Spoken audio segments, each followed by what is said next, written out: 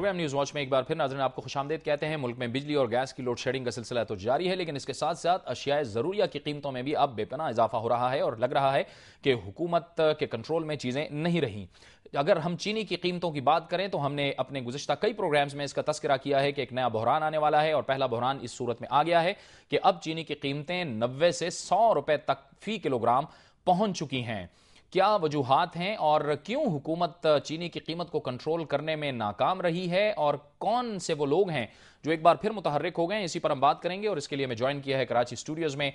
Commodity expert जनाब शमसुल इस्लाम ने। बहुत बहुत शुक्रिया शमसुल इस्लाम साहब। आप ये फरमाइएगा कि क्या ये इंजीनियर्ड प्राइस हाइक है और कार्टेल एक बार फिर मुतहर्रिक हो गए हैं?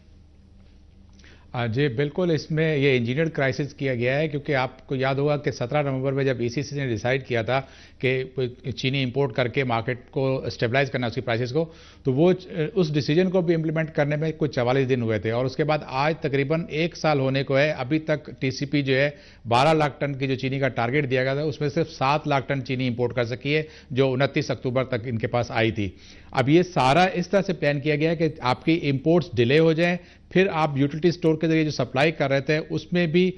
काफ़ी हद तक उसको शॉर्ट सप्लाई की गई, और बहुत सा आपने देखा होगा कि आपके सामने आया होगा कि यूटिलिटी स्टोर पर भी चीनी अवेलेबल नहीं थी। जबकि इनका कहना यह है कि हर महीने इनकी रिक्वायरमेंट 80,000 टन होती थी, जबकि उनको जो एवरेज अगर आप देखें वो 30 से 32,000 टन जो है उनको एवरेज पर मंथ दी गई है। इसी तरह से आपकी जो इंटरवेंशन की गई रिसेंटली, जो आपने देखा था कि रमजान से पहले इन्होंने किया था कि प्रोविंसेस के जरिए इंटरवेंशन करेंगे और उनको 56 रुपए की चीनी देंगे जो 61 रुपए में रिटेल मार्केट में बिकेगी। वो चीनी 1 लाख टन की क्वांटिटी थी, उसका भी जो है तकरीबन जो है 60% जो है वो स्टॉक उसका जो है वो लिफ्ट हो सका था, और सुबह उसमें भी बुरी तरह से नाकाम हो गए कि वो पूरी चीनी उठा के मार्केट में डाल सकते। इस वक्त सिचुएशन ये थी कि हमारे पास क्योंकि क्रॉप शॉर्ट थी तो हमें मार्केट को फ्लडेड करना था और शॉर्टेज होने नहीं देनी थी, लेकिन अनफॉर्चुनेटली हमारी जो गवर्नमेंट के ऑफिशियल्स हैं वो टाइमली इंटरवेंशन ना कर सके और वो मार्केट को फ्लडेड ना कर सके। अभी रिसेंटली टीसीपी ने जो टेंडर 2 अवार्ड किए थे 25-25 हज़ार टन के, उसमें से भी सिर्फ 22,000 टन चीनी जो है वो लिफ्ट हुई है। तो मेरा ये सवाल आता है कि अगर आप मार्केट में प्राइसेस को स्टेबलाइज करने जा रहे थे तो फिर ऐसे लोगों को आपने चीनी दी जिन्होंने अभी तक उसके टीसीपी के वेयर हाउस में चीनी छोड़ी हुई है, तो ये तो टोटली गलत तरीका था। अभी आज आपका जो है फिर एक न्यूज़पेपर में उन्होंने ऐड दिया है कि जी हम चीनी टेंडर के जरिए मार्केट में बेचेंगे और हर 2 दिन के गैप से टेंडर देंगे 10,000 टन का, मतलब टोटल 50,000 टन आप चीनी को मार्केट में लाना चाह रहे हैं। वो देखिए कि आप उसमें सिर्फ 5 लोगों को मिलेगी, क्योंकि इस दफा इनका ये प्लान है कि जो हाईएस्ट बिडर होगा उसको चीनी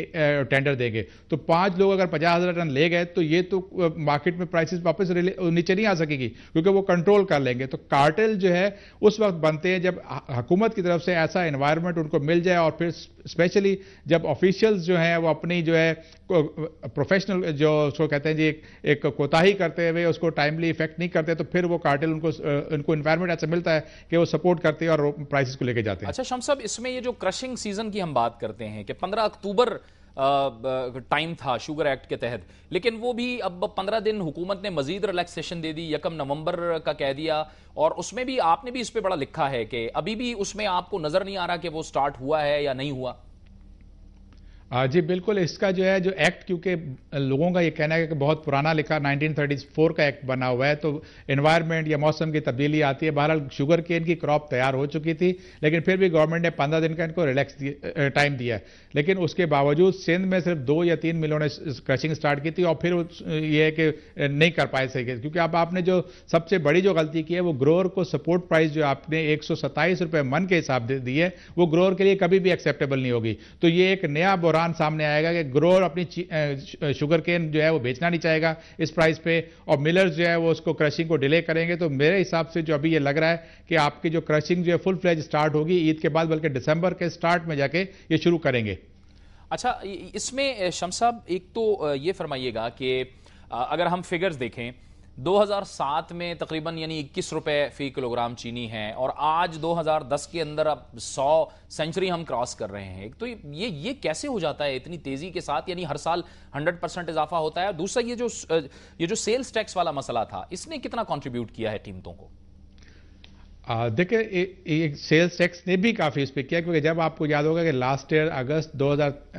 23 अगस्त को जब प्राइम मिनिस्टर साहब ने इसमें जो 50% सेल्स टैक्स का कंसेशन दिया था ताकि शुगर मिल्स मालकान जो है वो चीनी को मार्केट में सस्ता बेच सकें, लेकिन उसी दिन से जो 52 रुपीज़ की मार्केट थी वो बढ़ बढ़ के आज जो है वो 100 पे आ गई है और इसका रिलीफ नहीं पहुंचाया गया, बल्कि ये अगर आप देखें तो रेवेन्यू कलेक्ट करें तो तकरीबन कोई 40 बिलियन का जो है वो फायदा शुगर मिल्स को दिया गया है कंसेशन में, लेकिन आवाम को, आम आदमी को 1 रुपए किलो पे भी फायदा नहीं हो सका। तो उसने भी नेगेटिव उसमें शो किया है, क्योंकि आपकी जब इंटेंशन नहीं होगी, आप डिले भी कर रहे हो इंपोर्ट को, फिर आप डिस्ट्रीब्यूशन भी डिले कर रहे हो, तो इसका तो आपका टोटल डिस्ट्रीब्यूशन सिस्टम फ्लॉप किया हुआ है। और लगता यह है कि ये जो टोटल वर्किंग की गई है उसकी मेन थीम यही थी कि लोकल प्राइसेस जिस तरह से बढ़ रही हैं बढ़ने दिया जाए और उसमें रिलीफ ना पहुंच सके, ताकि मिल मालकान, कार्टेल्स जो शुगर की ट्रेड में इन्वॉल्व हैं, जो सट्टेबाजी करते हैं, वो अरबों रुपए मुनाफा कमा सकें। बहुत बहुत शुक्रिया जनाब शमसुल इस्लाम साहब, कमोडिटी एक्सपर्ट कराची से हमारे साथ मौजूद थे और गुफ्तगू कर रहे थे। उनका कहना था कि एक बार फिर कार्टेल मुतहर्रिक हो गए हैं, शुगर माफिया मुतहर्रिक हो गई है और आने वाले दिनों में ये कीमतें और भी बढ़ेंगी, क्योंकि अब से ही कीमतें बढ़ना शुरू हो गई हैं। 90 रुपए से लेके 100 रुपए तक की कीमत में चीनी फी किलोग्राम अब बिकने लगी है और ऐसा रहा है कि हुकूमत का इस पर किसी किस्म का कंट्रोल नहीं रहा। जबकि वफाकी वजीर खुराक ये कहते हैं, नजर मोहम्मद गोंदल कहते हैं कि चीनी लग्जरी आइटम है, इसे कम से कम इस्तेमाल किया जाए। यह है हुकूमत का मौक़िफ़ इस हवाले से। अगर आप अपनी राय से हमें आगाह करना चाहते हैं तो हमें लिखिए, हमारा ईमेल एड्रेस है nw@duniatv.tv। प्रोग्राम न्यूज़ वॉच से जावेद इकबाल को इजाज़त दीजिए। अल्लाह हाफ़िज़।